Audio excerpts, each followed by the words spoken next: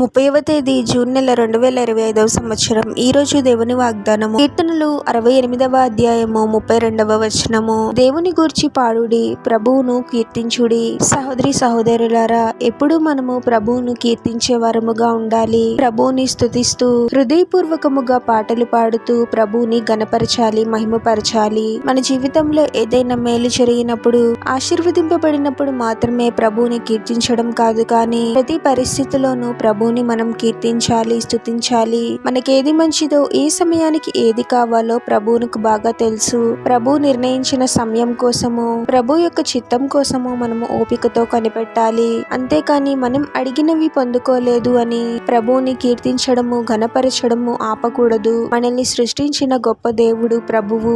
మనల్ని ప్రభు ఎంతగా ప్రేమించాడు అంటే, మన కోసము తన ప్రాణాన్నే ఇచ్చేంతగా. మనల్ని ఇంతగా ప్రేమిస్తున్న మన ప్రభు యొక్క ప్రేమను మనం గుర్తించి ఎల్లప్పుడూ ప్రభు పట్ల కృతజ్ఞతా హృదయాన్ని కలిగి ఉండాలి. హృదయపూర్వకముగా ప్రభువుని ప్రేమిస్తూ పాటలు పాడుతూ ప్రభువుని కీర్తించాలి. ప్రార్థన.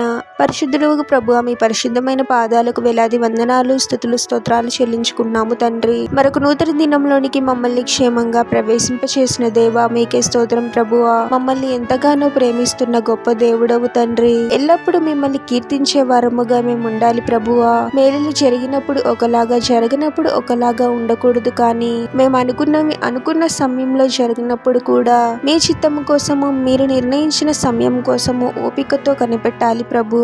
ప్రతి పరిస్థితులను మిమ్మల్ని హృదయపూర్వకంగా విశ్వసించాలి తండ్రి. మిమ్మల్ని మా పూర్ణాత్మతో, పూర్ణ శక్తితో, పూర్ణ బలముతో ప్రేమిస్తూ, మిమ్మల్ని గణపరుస్తూ, మీ గురించి పాటలు పాడుతూ, హృదయపూర్వకముగా మిమ్మల్ని కీర్తించే వారముగా మమ్మల్ని దీవించమని, ఈ ప్రార్థనలో ఏకీభవిస్తున్న ప్రతి ఒక్కరిని పేరు పేరున దీవించి, ఆశీర్వదించి, అభిషేకించమని, వారు చేసే ప్రతి పనిలో మీరే వారికి తోడుగా ఉండి, వారిని అన్ని కీడుల నుండి, అపాయాల నుండి మీరే వారిని రక్షించమని, ఈ మా మనవులన్నీ యేసుక్రీస్తు వారి పరిశుద్ధ నామంలో అడిగి వేడుకొనుచున్నాం తండ్రి. ఆమేన్.